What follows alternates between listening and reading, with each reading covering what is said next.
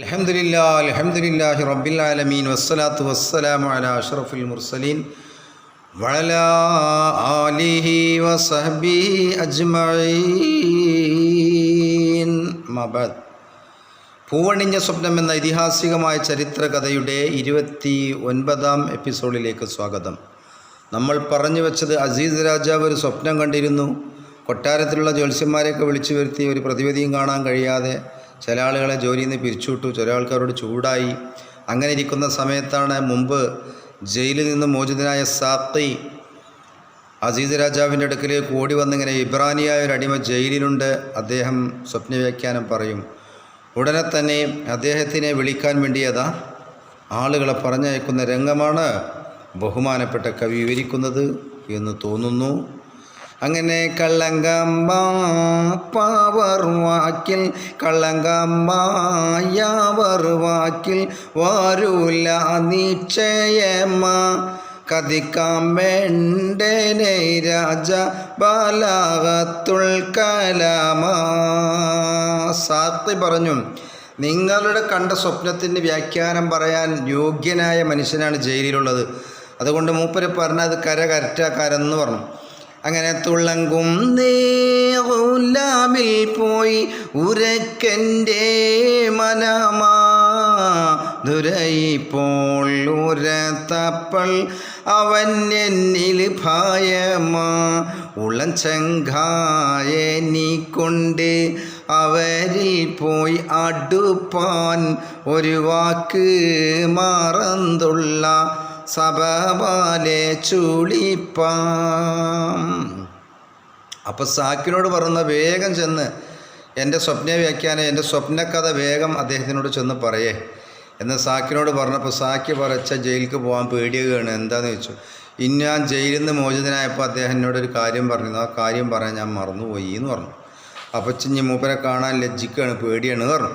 അങ്ങനെ ചുള്ളിപ്പാന്നോത്തിയ പൊതിൽ രാജൻ വിരുത്തുന്നേ അവർ തൊയ്യോന്നിൽ ഏറ്റം അടുത്തയാളെന്നു റപ്പിന്നേ കള്ളങ്കമ്മ വെറുതിൽ തീരെയില്ല അറക്കണ്ട ഉടൻ കുവലുവിൻ വേഗം വരാമയ്യോരിൽ മടിക്കണ്ട.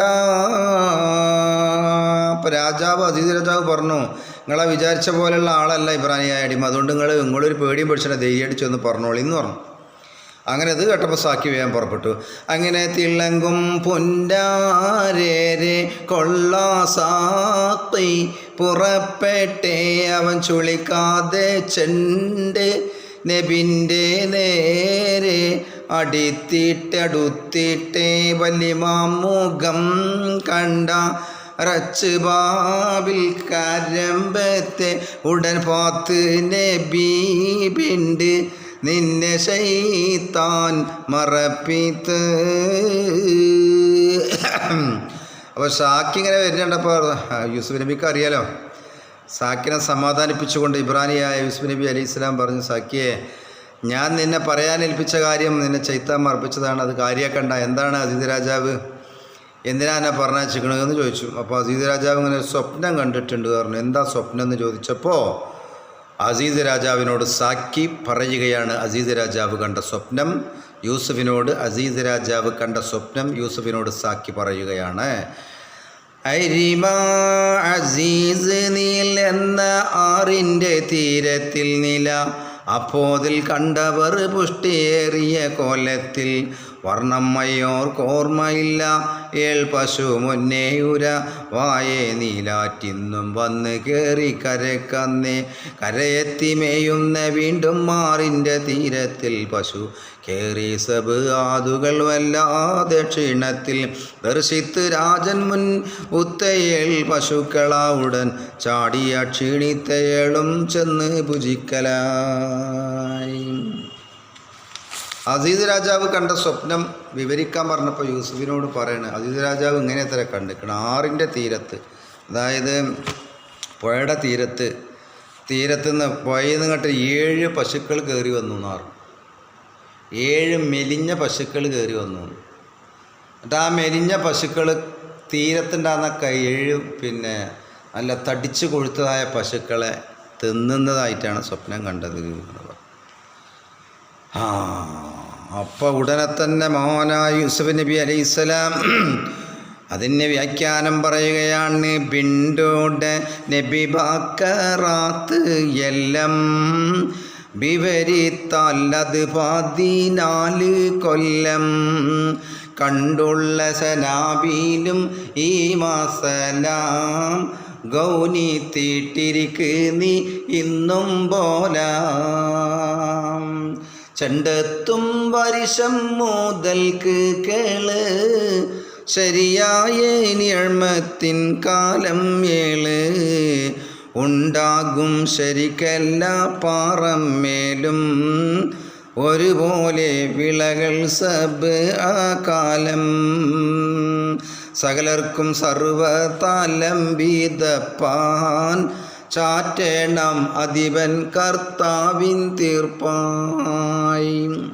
അങ്ങനെ മഹാനായ യൂസുഫ് നബി പറഞ്ഞു, ആ കണ്ട സ്വപ്നത്തിൻ്റെ വ്യാഖ്യാനം ഇതാണ്. അഥവാ 7 വർഷം ക്ഷേമത്തിൻ്റെ കാലഘട്ടം. അത് എന്ത് ഭൂമിയിലേക്ക് അങ്ങോട്ട് ഇട്ടാലും വിത്തിട്ടാലും അത് അപ്പം മുളച്ച് പൊങ്ങി റെഡിയായി നല്ല ധാന്യങ്ങൾ സംഭരിക്കാൻ പറ്റുന്ന നല്ല ക്ഷേമത്തിൻ്റെ കാലഘട്ടമാണ് ആദ്യത്തെ 7 വർഷം. പിന്നെ ഒരു 7 വർഷം വരാൻ പോകുന്നുണ്ട്. അത് എവിടെയും ഭക്ഷണം കിട്ടാതെ ആകെ എല്ലാവരും ബറം വന്ന് ക്ഷാമം വന്ന് ആകെ ഇടങ്ങാറാകുന്ന ഒരു കാലമാണ് വരാൻ പോണത്. അപ്പോൾ ഈ ക്ഷേമമുള്ള കാലത്ത് നല്ല കൃഷി ചെയ്ത് എല്ലാ ഭാഗത്തും ഒരു തരിശ് സ്ഥലവും ഒഴിവില്ലാതെ കൃഷി ചെയ്ത് മിസ്റിൻ്റെ ഗോഡൗണുകളാക്കി 7 കൊല്ലത്തിനുള്ളത് സംഭരിച്ച് വെക്കണം ഗോഡൗണുകളിൽ. അതാണ് ഈ കണ്ട സ്വപ്നത്തിൻ്റെ വ്യാഖ്യാനമെന്ന് വേഗം ചെന്ന് പറഞ്ഞു രാജാവിനോട്. അങ്ങനെ അകയും തരിത്തവനെന്ന് ഓതി അരശനിൽ വിവരങ്ങളെല്ലാം ചോടി മുഖത്തിൽ മൊളിന്തന്ന് കോശത്തോടെ പുന്നാര ഗുരുവിൽ സ്നേഹത്തോടെ ഏകുന്ന മഹാരാജനോരാ ചേർത്ത് എതിരേറ്റ് വരുവിൻ സിംഹാസനത്ത്. അങ്ങനെ സാക്കി ഓടിച്ചെന്ന് രാജാവിനോട് അതിഥി രാജാവിനോട് പറഞ്ഞു, ഇങ്ങനെയാണ് യൂസുഫ് പറഞ്ഞത്, ക്ഷാമകാലഘട്ടം വരുന്നുണ്ട് ഇത്രയും. അത് കഴിഞ്ഞാൽ ക്ഷേമം കഴിഞ്ഞ് ക്ഷാമത്തിൻ്റെ കാലഘട്ടം വരും. അപ്പോൾ ക്ഷേമകാലഘട്ടത്തിൽ 7 കൊല്ലം ധാന്യങ്ങളൊക്കെ വിതച്ച് കണ്ടീഷനാക്കി മിസ്റിൻ്റെ ഗോഡൗണുകളൊക്കെ നിറക്കണം. എല്ലാ ആളുകളും ഇവിടത്തെ ലക്ഷ്യമാക്കിയിട്ട് ഇവിടേക്ക് ഭക്ഷണത്തിന് വരുന്നൊരു കാലഘട്ടം വരാൻ പോകുന്നുണ്ട് ഇത്രയും. അതാണ് ക്ഷേമത്തിൻ്റെ കാലഘട്ടമാണ് ഇതപ്പം ഇന്ന് മുതൽ തുടങ്ങുന്നത്. അതുകൊണ്ട് നിങ്ങളെല്ലാ ഭാഗത്തും ധാന്യങ്ങളെ കൊണ്ട് വിത്തുകളൊക്കെ വിതച്ച് ധാന്യം ഉണ്ടാക്കി ഗോഡൗണുകൾ ശേഖരിക്കണം. പിന്നെ വരാൻ പോകുന്ന 7 കൊല്ലം അങ്ങനെ ക്ഷാമത്തിൻ്റെ കാലഘട്ടമാണ്. അന്ന് മിസ്റിനെ ആശ്രയിച്ചായിരിക്കും എല്ലാവരും ഇങ്ങോട്ട് എത്തുക. അതാണ് വ്യാഖ്യാനം എന്ന് പറഞ്ഞപ്പോൾ അസീസ് രാജാവിന് സന്തോഷമായി. ഉടനെ തന്നെ മന്ത്രിമാരെയൊക്കെ വിളിച്ച് മഹാനായ യൂസുഫ് നബി അലൈഹിസ്സലാമിൻ്റെ ജയിലിൽ നിന്ന് എടുക്കാൻ വേണ്ടി പറഞ്ഞയക്കുകയാണ്. രംഗം ബഹുമാനപ്പെട്ട അന്തറോബ് ദ്വീപുകാരനായ മഹാന്യരായ മുത്തുക്കോയത്തങ്ങൾ എന്ന് ലിറാറമേനിയുടെ നാട്ടുകാരനായ അന്തറോബ് ദ്വീപ് മുത്തുക്കോയത്തങ്ങൾ ഇന്ന് ആലുവ കുന്നത്തേരിയിൽ അന്ത്യവിശ്രമം കൊള്ളുന്ന മഹാനവറുകൾ വിവരിക്കുകയാണ്. അത് നിങ്ങൾക്ക് ഇങ്ങനെ കേൾക്കാം സുന്ദരമായ ശൈലികളിലൂടെ. സർക്കുരവാരെ ഹബ്സിൽ നിന്നെടുപ്പാൻ രാജരും ചാറ്റിയെ ഉടൻ ഹറജായി മന്ദിരിയും കൂട്ടരും. അത് ലിറാറക്കാണ് പാടിയ അടിപൊളിയോ. ആർക്കനിൽ ചുടർ മികത്തെ തങ്ങളോടാടുക്കലായി ആദരിത്ത് തായ്മയോടെ മന്ദിരിയൂരക്കലായി ദുർഘടം മികന്ത ജയിലിൽ നിന്നെടുപ്പാൻ തങ്ങളാ ശൂരനായ രാജനിന്ന യച്ചതാണ് എംകളാം. അപ്പോൾ ഒരു മന്ത്രിനെ പറഞ്ഞേക്കുകയാണ്. ഇബ്രാനിയായ അടിമ മഹാനായ യൂസുഫ് നബി അലൈഹി ഇസ്ലാമിനെ ജയിലിൽ നിന്ന് മോചിതനാക്കാൻ അസീസ് രാജാവ് പറഞ്ഞിട്ടുണ്ട് എന്ന് ചെന്ന് പറഞ്ഞു മന്ത്രി. യൂസുഫിനോട് മന്ത്രി ചെന്ന് പറഞ്ഞപ്പോൾ മറുപടി ഓരത്ത് തങ്ങൾ രാജനോട് കൂറുക, പത്തിനിമാരെ വരുത്തി ഉണ്ട് വിസ്തരിക്കുക. എന്നെ എന്ത് കുറ്റത്തിനാണോ ജയിലിലടച്ചത്? അസീസ് രാജാവിൻ്റെ ഭാര്യയായ സുലൈഖയുടെ പ്രശ്നത്തിന് വേണ്ടിയിട്ടാണ്. അതുകൊണ്ട് പത്നിമാരെ വിസ്തരിച്ച് ആരുടെ അടുക്കലാണ് ശരി തെറ്റെന്ന് മനസ്സിലാക്കിയതിന് ശേഷമേ ഞാൻ ഈ ജയിലിൽ നിന്ന് ഇറങ്ങുകയുള്ളൂ. മഹാനായ യൂസുഫ് നബി അലൈഹി സ്വലാം വിളിക്കാൻ വേണ്ടി വന്ന മന്ത്രിയോട് പറയുകയാണ്, വേഗം സുലൈഖാനെ വരുത്തി അത്ഭുത കൈഫിയത്തിനാൽ വേണ്ടവൾ വിരുത്തല എണ്ടുമെന്നിൽ തേട്ടമോരിൽ വന്നതില്ല മാരരെ, എന്നിലുണ്ടായുള്ള മോഹമാണതെല്ലാം രാജരെ. അങ്ങനെ ഭർത്താവിൻ്റെ മുമ്പിലും കാര്യസ്ഥന്മാരുടെയൊക്കെ മുമ്പിൽ മന്ത്രിമാരുടെയൊക്കെ മുമ്പിൽ അവളുടെ അടുക്കൽ തന്നെയാണ് തെറ്റിയെന്ന് പറഞ്ഞതിന് ശേഷം മഹാനായ യൂസുഫ് നബി അലൈഹി ഇസ്ലാമിനെ വിളിക്കാൻ വേണ്ടി വീണ്ടും പറഞ്ഞയക്കുകയാണ്. അങ്ങനെ കത്തനിൽ അടുത്ത് പേരണയവർ സംശയം കണ്ടവറുകൾ കൊല്ലരും മുരത്തിടുമേ നിശ്ചയം. ഇത്തരം മാറിന്ത് പിന്നും തങ്ങളാക്ഷണീക്കുവാൻ എത്തി ഫൗജും മന്ദിരി ജലീൽ നിന്നുടനെടുക്കുവാൻ. ഒത്ത് തങ്ങൾ ഇന്ത ജയിലിലുള്ള പേരാടംകല ഒട്ടൊഴിക്കാതെ എടുക്കൂ ശരിക്കിറങ്ങലാം. അപ്പോൾ പത്നിയെ സുലൈഖയെ വിസ്തരിച്ചുകൊണ്ട് സുലൈഖാൻ്റെ അടുക്കൽ തന്നെ തെറ്റിയെന്ന് രാജാവ് സമ്മതിച്ചിരിക്കുന്നു, അതുകൊണ്ട് നിങ്ങളെ എടുക്കാൻ വേണ്ടി വീണ്ടും പറഞ്ഞയച്ചതാണെന്ന് മന്ത്രി വന്ന് പറഞ്ഞു. അപ്പോൾ യൂസുഫ് നബി അലൈഹി സ്വലാം മറ്റൊരു ഡിമാൻഡ് വെക്കുകയാണ്. എന്താണ്? ഞാൻ ജയിലിൽ നിന്ന് പോരണമെന്നുണ്ടെങ്കിലേ ഇപ്പോൾ ജയിലിലുള്ള എല്ലാ ആൾക്കാരെയും മോചിപ്പിക്കണം, എന്നാലേ പോരുള്ളൂ പറഞ്ഞു. വീണ്ടും മന്ത്രി മടങ്ങി അസീസ് രാജാവിൻ്റെ അടുക്കലേക്ക് ചെന്നിട്ട് പറഞ്ഞു, പിന്നെ എങ്ങനെ എടുക്കാനാണ് പറഞ്ഞിരിക്കണം, അതായത് അവിടെയുള്ള ജയിലിലുള്ള ആളുകളൊക്കെ മോചിപ്പിച്ചാലേ ഇവർ പുറത്ത് പോരുള്ളൂ എന്നാണ് പറഞ്ഞിരിക്കണമെന്ന് പറഞ്ഞു. എന്നാൽ അതേപോലെ ചെയ്യുമായിരുന്നു.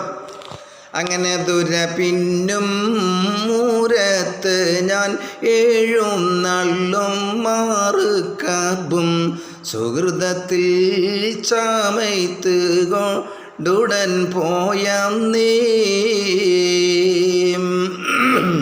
അങ്ങനെ മഹാനായ യൂസുഫ് നബി അലൈഹി ഇസ്ലാമിന് ജയിലിൽ നിന്ന് ലാസ്റ്റ് മോചിപ്പിക്കാൻ വേണ്ടി അങ്ങനെ എന്നാൽ നിങ്ങളെ തീരുമാനം എങ്ങനെ വെച്ചാൽ അങ്ങനെ നടത്തിക്കൊള്ളാൻ വേണ്ടി രാജാവ് പറഞ്ഞിട്ടുണ്ട് പറഞ്ഞു. അങ്ങനെ എല്ലാവരെയും ആദ്യം ജയിലിലുണ്ടായിരുന്ന ആൾക്കാരെ ഒക്കെ പുറത്താക്കി. എന്നാൽ ജയിലിൽ നിന്ന് ആളുകളെ മുഴുവൻ അവിടെ ഒരൊറ്റ കുട്ടിഞ്ഞ് ബാക്കിയുള്ള ഒക്കെയും പുറത്താക്കി. ലാസ്റ്റ് മഹാനായ യൂസുഫ് നബി അലൈഹി സ്വലാം ജയിലിൽ നിന്ന് ഇറങ്ങി വരികയാണ് അസീസ് രാജാവിൻ്റെ കൊട്ടാരത്തിലേക്ക്.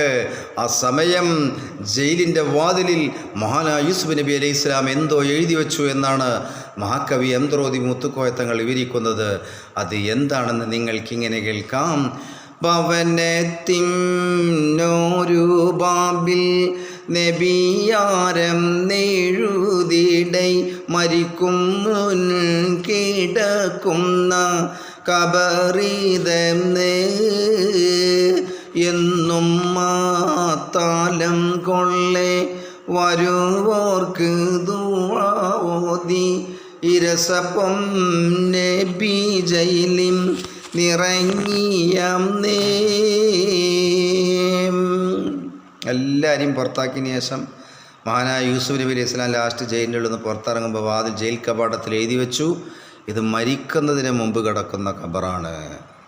നമ്മൾ സാധാരണ ഖബറിൽ കിടക്കുമല്ലോ, എന്നാൽ മരിക്കുന്നതിന് മുമ്പ് കിടക്കുന്ന ഖബറാണ് ജയിലറായെന്ന് മഹാനായ യൂസുഫ് നബി അലൈഹി സ്വലാം എഴുതി വെക്കുകയും മാത്രമല്ല ഇനി അവിടെ വരാൻ പോകുന്ന ആൾക്കാർക്കൊക്കെ ദുആ ചെയ്തുകൊണ്ടാണ് മഹാനായ യൂസുഫ് നബി അലൈഹി സ്വലാം മർക്കബിൽ വാഹനത്തിൽ കയറി മിസ്റിലേക്ക് വരികയാണ്. അങ്ങനെ മിസ്റിൻ്റെ വഴികളൊക്കെ തോരണം കെട്ടി അലങ്കരിച്ചിരിക്കുന്നു.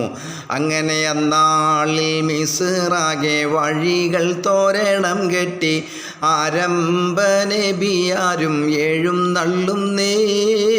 ചെന്നീര നബിയേറ്റം ചന്നീര നബിയേറ്റ ബഹുമാന പദവിയിൽ സന്തോഷ മിസ്ർ സിംഹാസനമേറുന്നേ. അങ്ങനെ മഹാനായ യൂസുഫ് നബി അലൈഹി സ്വലാമിനെ ജയിലിൽ നിന്നും മോചിതനാക്കി. ആ അസീസ് രാജാവ് കൊണ്ട സ്വപ്നത്തിൻ്റെ ആ ഒരൊറ്റ കാരണത്താൽ ഇപ്പോൾ ഇതാ മോചിതയായി. ഇപ്പോൾ മിസ്റിൻ്റെ പട്ടണത്തിൽ അഥവാ മിസ്റിൻ്റെ അസീസ് രാജാവിൻ്റെ കൊട്ടാരത്തിൽ മഹാനായ യൂസുഫ് നബി അലൈഹി സ്വലാം എത്തപ്പെട്ടിരിക്കുകയാണ്. ആ സമയത്ത് എന്തൊക്കെയാണ് സംഭവിക്കുന്നത് എന്ന് അന്തരോധി മുത്തുക്കോയത്തങ്ങൾ വിവരിക്കുകയാണ്. കേറിയ രാജന്ന കേറിയ പോതന്ന് രാജനന്ന് എണീത്തുടൻ കേദത്തിൽ തംഗള കൈപിടിത്ത് അങ്ങനെ പാടുക. കേറിയ പോതന്ന് രാജനേണീത്തുടൻ കേദത്തിൽ തംഗള കൈപിടിത്ത് സിനഹമിൽ കിട്ടേയിരുത്തി സിംഹാസനത്തിൽ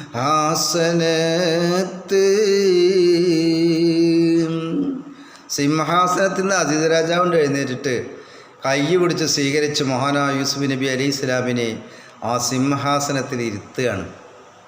ആര്? അസീസ് രാജാവ്. അസീസ് രാജാവിന് അറിയാം ഇത് ചില്ലറ ആളല്ല, ഇത് നോട്ടന്നെയാണെന്ന് അറിയാം. അതുകൊണ്ട് സിംഹാസനത്തിൽ മഹാനായ യൂസുഫ് നബി അലൈഹി സ്വലാമിനെ സ്വീകരിച്ചിരുത്തിയിരിക്കുന്നു. ഈ സമയം കുറിയാറബയ്യ താലെതു തങ്ങൾ കോമാനിൽ അന്നിമോളികൾ കേട്ട് നിരവധി ഹോജായി ഭാഷ എന്തെന്ന് ചാറ്റ്. അങ്ങനെ അറബിയിലാണ് മഹാനായ യൂസുഫ് നബി അലൈഹി സ്വലാം പറഞ്ഞത്. എന്ത്? റബ്ബിക്കത് ആതൈതനി മിനൽ മുൽക്കി വഅല്ലംതനി മിൻ തഹ്വീലിൽ അഹാദീസി ഫാത്തിറസ് സമാവാത്തി വൽ അർളി അന്ത വലിയ്യി ഫിദ്ദുനിയ. ആ ആയത്ത് ഇങ്ങോട്ട് ഓതി. ആ സമയത്താണ് അസീസ് രാജാവ് ചോദിച്ചത്, അല്ല ഇത് ഏത് ഭാഷയാണ്? ഇബ്രു ഭാഷയല്ല, ആ നാട്ടിലെ ഭാഷയൊന്നുമല്ല, അതിപ്പോൾ എന്ത് ഭാഷയാണ് എന്ന് ചോദിച്ചു. അപ്പോഴാണ് പറഞ്ഞ് ജദ്ദ് ഇസ്മായിൽ നബി അലൈഹി സ്വലാമിൻ്റെ ലോകത്താണ് ഭാഷയാണെന്ന് പറയുകയും അങ്ങനെ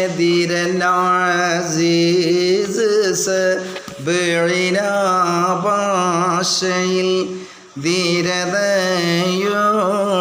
സംസാരിത്തന്ന് നബിയുടൻ ചിന്തി ജവാബപ്പോൾ